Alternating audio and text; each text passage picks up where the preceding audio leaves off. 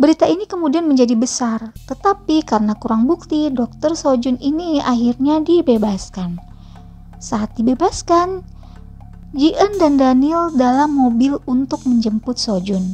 Kemudian Ji-eun bertanya pada Daniel, "Bisakah seorang psikopat mencintai seseorang?"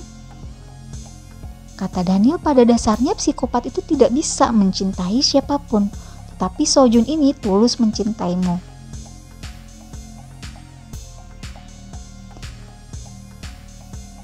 Tak lama Dr. Sojun ini keluar dan orang-orang bertanya kenapa kok wajahnya bisa babak belur.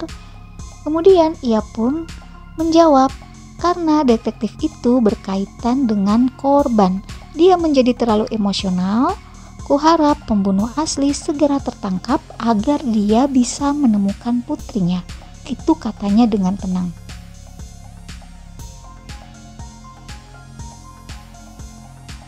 Tak lama Ji-eun ini datang menghampirinya dan Sojun memeluknya sambil berkata, "Aku tahu ini sulit, tapi kesalahpahaman sudah diluruskan." Tetapi Ji-eun ini malah mengatakan kamu pelakunya. Oke, flashback lagi ya guys. Memang agak banyak flashback di episode 1 ini. Jadi saat Ji-eun membuka jendela, ternyata ia melihat suaminya yang membuat boneka salju tersebut dan ia pun memotretnya. Kembali ke masa kini, Ji-eun menunjukkan foto bukti tersebut. Akhirnya si Sojun ini tampak kesal dan flashback lagi. Ternyata dia adalah pria yang ditanyai tempat camping oleh ayah si anak kecil ini. Nah, akhirnya si Sojun ini ditangkap kembali. Dan kemudian Daniel akhirnya menanyakan kepada Sojun, ternyata dirinya lah yang membunuh Jennifer, adik si Daniel. Ji-eun yang mendapat kenyataan tersebut akhirnya sedikit depresi dan memeriksa gen kandungannya ke dokter Daniel. Dan hasilnya adalah janinnya memiliki gen psikopat. Daniel berusaha untuk menghiburnya, katanya sih belum tentu, masih ada 1% kemungkinan dia bukan psikopat. Tetapi Ji-eun semakin depresi karena ia merasa ini adalah anak dari Han Sojun. Ia pun keluar dari ruangan Daniel sambil menangis. Kemudian datang seorang ibu muda yang curhat padanya. Ia cerita, "Aku hamil 6 pekan. Suamiku berbohong padaku, katanya tidak ada masalah saat ia mengetes kehamilannya. Tetapi ternyata suaminya kecelakaan. Dan akhirnya si wanita muda ini menyatakan, aku mencintainya lebih dari nyawaku sendiri. Hanya bayi ini yang tersisa darinya. Suamiku adalah pria yang memedulikan orang lain dibanding dirinya sendiri. Dia sangat jujur. Jadi tidak mungkin bayi kami adalah psikopat. Tidak mungkin bayi kami adalah pembunuh. Aku akan melahirkan bayi ini dan membuktikan bahwa Dr. Lee salah." Dr. Lee ini adalah Dr. Daniel ya. Sementara Sojun ini di penjara tampak serius sedang membaca koran ya tentang hasil tes-tes gen dari psikopat-psikopat.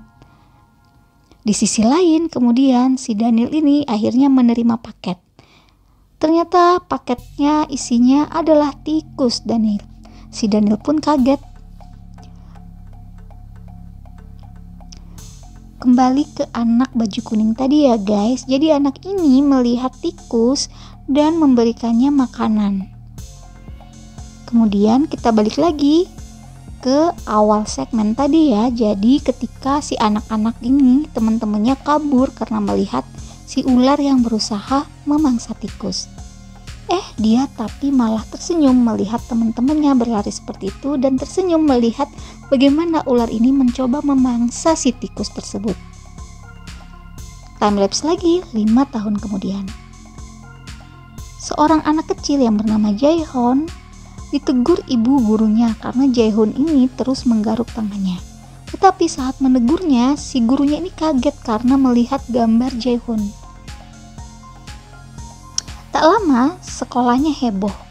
Jadi ternyata Jae-hoon ini dilaporkan membedah kelinci.